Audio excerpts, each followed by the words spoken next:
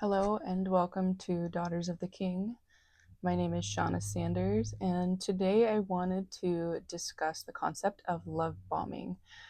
If any of you have been in a narcissistic relationship, or perhaps you're wondering if the person you've recently met, befriended, started dating, come into a relationship with on some level is a narcissist, the first step that you will notice in the process of the abuse cycle is love bombing. And love bombing can be very hard for most people to discern. The problem we face when a narcissist starts love bombing you is that they're coming across very kind, very giving, very communicative, very selfless.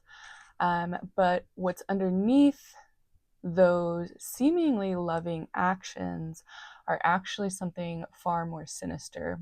So, in the love bombing stage of any sort of relationship with a narcissist, and I do want to clarify when I talk on this channel about a narcissist or someone that is narcissistic or narcissism in general, what I'm talking about is more the spiritual condition of the human. So I use the word narcissist because it's very common, it's easier to understand the grouping of spirits that really go on behind the narcissism. And so narcissism is a psychological term, but what's really going on in the spiritual state of a human being that has narcissistic traits or is a full-blown narcissist is that they are dealing with a certain set of spirits. And those main spirits would be pride, Leviathan, manipulation,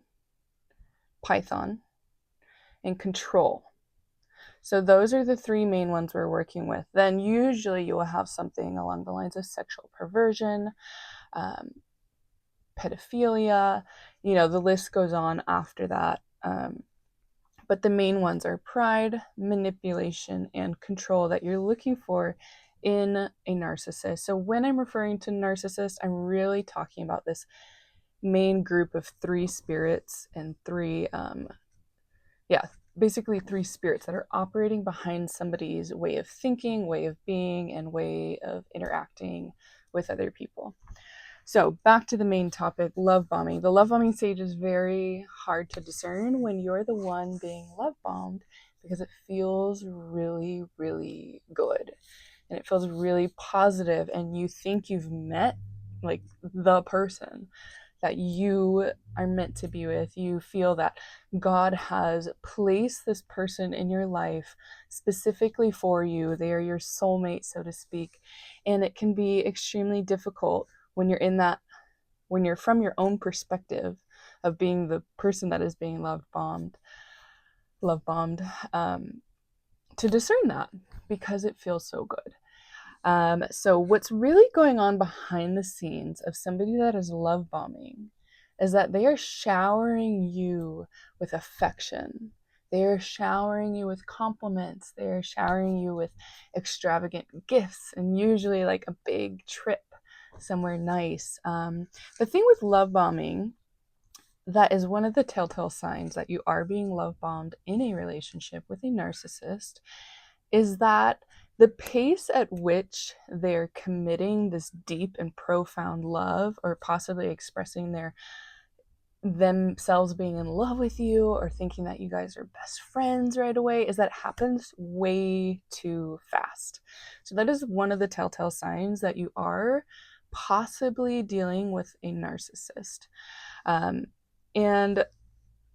the goal behind the narcissist at this stage of the relationship is to bypass your discernment. So innately, as Christians, when we're walking with the Lord, we have a level of discernment. And even within our own guts, even if we're not walking with the Lord, I do believe that God has provided each of us this sort of intuition, so to speak, that rests inside of our bellies. And we get this kind of gut feeling when we meet someone. And what the narcissist is doing is they know that they are not a good person. They know that they have ulterior motives. They know that people see them differently. They know they're different. And so what they're doing early on is trying to shower you with so much gift, so many gifts, so much love, so much affection that you can't discern what's actually going on in your gut, because they're so consistent, they're so present, they're taking up all your time. You guys are texting all day long, they're on Instagram, they're on Facebook, whatever you use. There's just a strong presence of like, this person wasn't in my world, and now all of a sudden they're here and they're consuming everything about you. They're consuming your time, your affections, everything. But it feels really good. And that's why people often think that they've met their soulmate when they meet a narcissist in the early stage, because they come across so selfless and so giving. And the other thing that we're looking for in the beginning, in this love bombing stage with a narcissist, is this tendency to mirror you. And this can also be extremely hard to discern. And this is how so many people end up in these types of relationships, is because they are manipulating you. They are going into this with a false persona. And so in that, they observe you. They might research you online, like check out, say you have a YouTube channel or you have an Instagram. They're finding out as much information about you as they can, so that when they actually introduce themselves or when they actually start pursuing you, they know so much about your likes, your dislikes, your personality, the places you've traveled, all these things. And the narcissist is very keen to those things, and they are willing to put on this false personality, this false persona, and pretend to be into the same exact things that you are, pretend to like the same exact music that you do. And one of the early clues in this love bombing stage for discerning if somebody is copying you, what I like to call it mirroring, but they're really just copying your mannerisms, your personality, everything. And that's why you think, the soulmate, like, wow, we're literally like the same person. It's just, my male counterpart. Like, this has to be God, right? Like, it must be divine. And yeah, they're pretending to be something that they are not, because they don't have a true self. The thing about a narcissist is they don't know who they are. They don't have identity, and they definitely don't have identity in Christ. So with a narcissist, early on in life, they have a deep trauma wound where they weren't able to establish a secure bond, a safe bond, attachment with their mother. It's generally the mother. The father can also be a contributor towards narcissism, but it's really that relationship with mom that kind of dictates what's going to happen to the child. So if mom isn't safe, or mom's not keeping her baby from being safe from the narcissistic father, that child oftentimes will develop narcissistic personality disorder, or if not the full-blown disorder, at least somewhere along the spectrum. So on this channel, I like to talk about narcissistic abuse, because sometimes we're not dealing with a full-blown narcissist, but those spirits are still present, maybe in just a weaker way within the individual. So this person has no sense of self.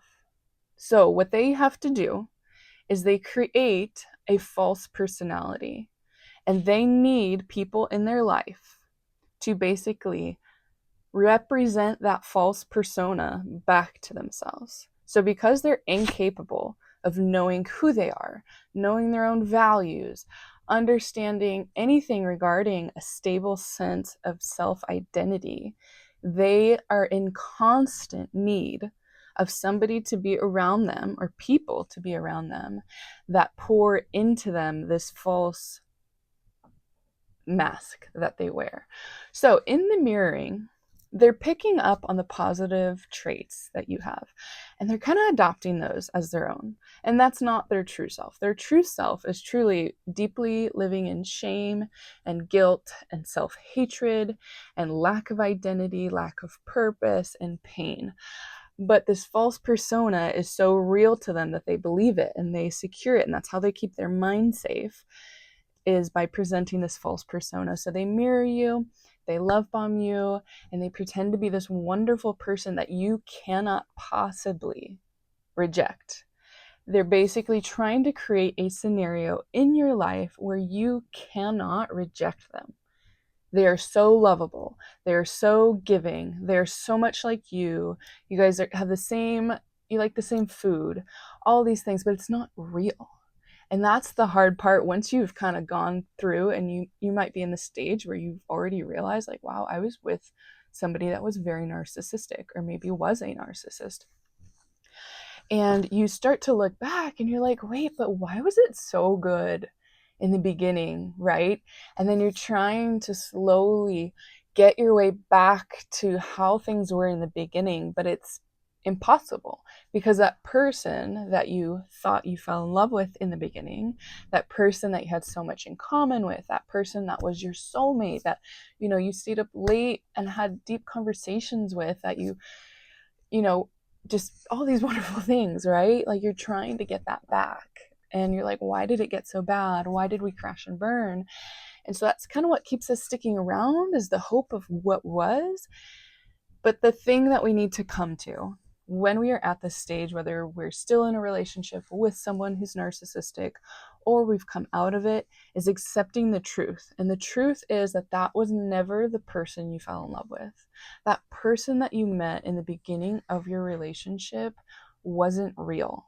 That was a fabricated persona of someone who was copying your mannerisms, copying your desires and your likes, pretending to be the thing that you most desired in life, so that you would wholeheartedly accept them and love them and pour your love into them. And once they start getting that love, and they know they've secured you as a source of narcissistic supply, which is this constant need, because they lack identity, right? Is this constant need for you to pour in positive things into them. And this, you know, this can change. I won't say that for every situation. There are definitely narcissists who don't care if it's positive anymore. Then they want that, they just need constant something.